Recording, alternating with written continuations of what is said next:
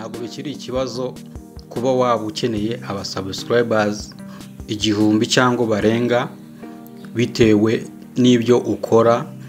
Wowe kurikirana iyi video hanyuma uramenya neza uburyo aba subscribers wababona vuba cyane kandi bitagoranye. No guhuza abantu n'ibyo ukora wowe ukabikora neza cyane. Izi application bagenda baduhereza ngo ziratanga aba subscribers, izi application zigira aba subscribers bakanya gato ukababona, yego nibyo ntubazi ntuzi aho baherereye, mu gihe gito cyane abo ba subscribers ukongera ukababura.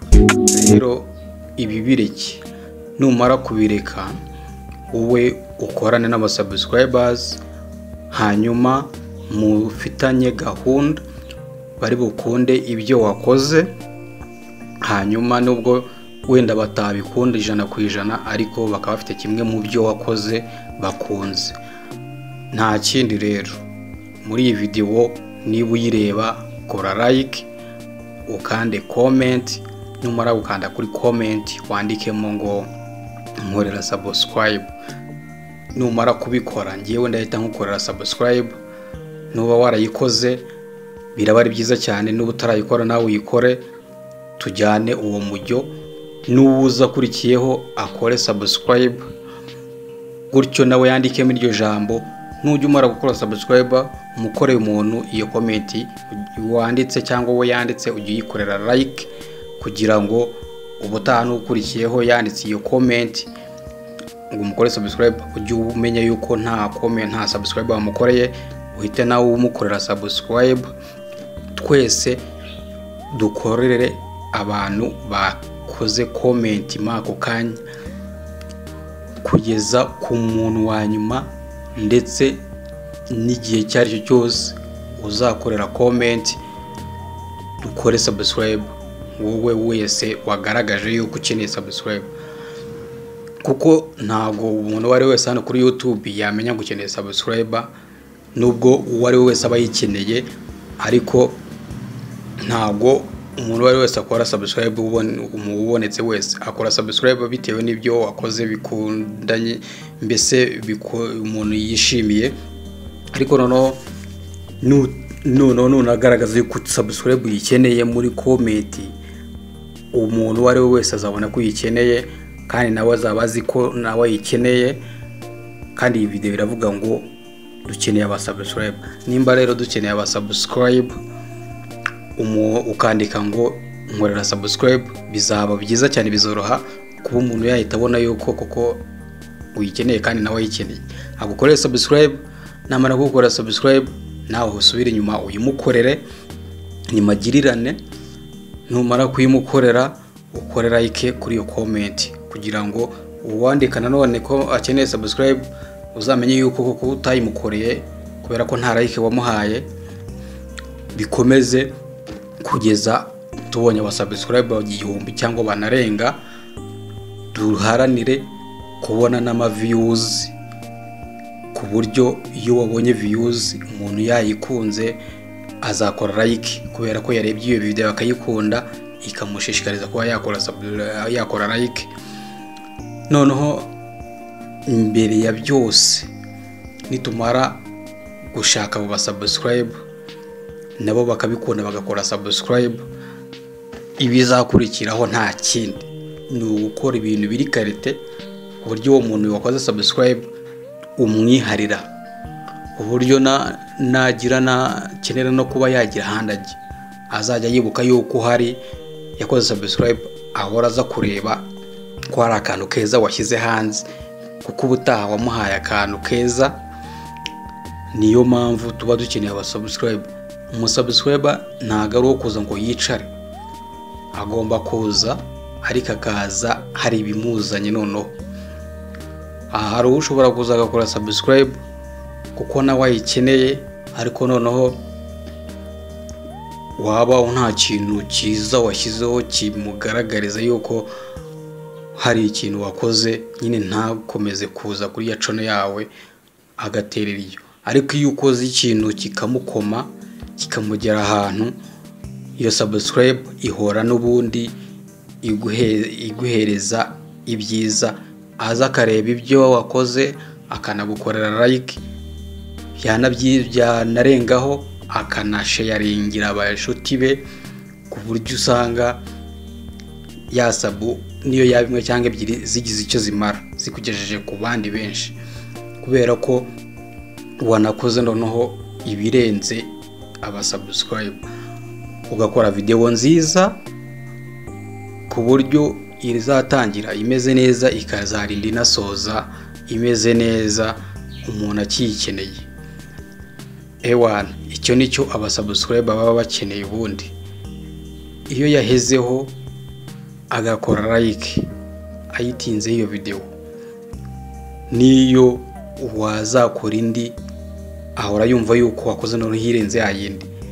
Nayo mpamvu rero ugomba gushyiramo imbaraga nyinshi, ni imbaraga ukoresha ukeneye abasubscribe, ni nazo ugomba gukoresha noneho ubahereza ibintu biri hejuru cyane, ibintu biri karite, ku buryo nawe nimba yarakoze subscribe abyishimira, akumva yuko ntacyo yahombye, nubwo nta n'igishoro aba yarashyizemo ariko aba yarafashe uwo mwanya. Subscribe nta gishoro kibamo, ni akantu gato cyane ku buryo iyo ugakanze biba ntacyo bitwaye, ariko noneho kubikora nabyo ni ubutwari kuko bikenewe n'abantu benshi, ntago buri wese yabikora uko yiboneye. Ni nayo mpamvu iyi video igomba kuba ihari, ukajya muri comment ukandika mu nkorera sabu, nanjye ndayigukorera. Namara kubona iyo comment yawe nkayikandaho, nkajya kuri channel yawe nkahita nkukorera sabu, hanyuma byose bikaba magirirane. Iyo wamaze gukora subscribe byose biba bifite, kuko uwo muntu wakoreye subscribe yashyize hanze video uhita uyibona. Iyo hari ikintu cyiza ya postinze uhita ukibona, nawe wabisabye nkayikora, icyo wakoze mpita nkibona. Nuvanga ibintu byose rero isi bibaye umudugudu, ubwo iyo bigeze hanze ho biba ari burundu. Reka tujye ku ruhare rwo kuba wakeditinga video. Ahangaha iyi application InShoot igufasha kueditinga video mu buryo bworoshye, atari za zindi zikuvunnye ngo bigusabe kwishyura mu bintu utarategura, nturahembwa, uracyashakisha aba subscribers, urandika amakomment hano muri izi video, ukeneye ko bagukorera sabu, ukabona application ikubwira ngo ishyura kweditinga video kugira ngo uhereze abantu, kandi ugikeneye n'abasubscriber bataratangira no kuguha amafaranga. Zirahari, urugero ndazibereka, zirahari cyane. Wowe ujya muri comment ukurikize ibyo nakubwiye hambere, uramenya neza yuko koko subscriber hari icyo ziri bumare. Ni ukuvuga ngo niwandika comment muri iyi video usaba ko ukeneye abasubscriber, n'iyi myaka n'itanu yashira, umuntu uzayijyamo iyo comment akabona yuko hari uwanditse ko akeneye subscribe, n'ubundi agomba kuyigukorera, kandi icyo gihe n'ubundi nabwo uzaba uyikeneye. Ntabwo subscriber ikenerwa uyu munsi gusa, subscriber zirazamuka zikagera no mu miliyoni na miliyari. Urumva abantu nta mubare wabo runaka uhari wo kuba batakora subscribe. Niyo mpamvu rero iyi video ibafitiye akamaro, mugomba gukora ibyo bintu mukabikora mubikunze kugeza ubwo bizabagirira akamaro bitewe nuko mubona bimeze neza. Wowe nujya muri comment ukandikamo iryo jambo, umuntu wari wese uzaba ubikeneye azabikora.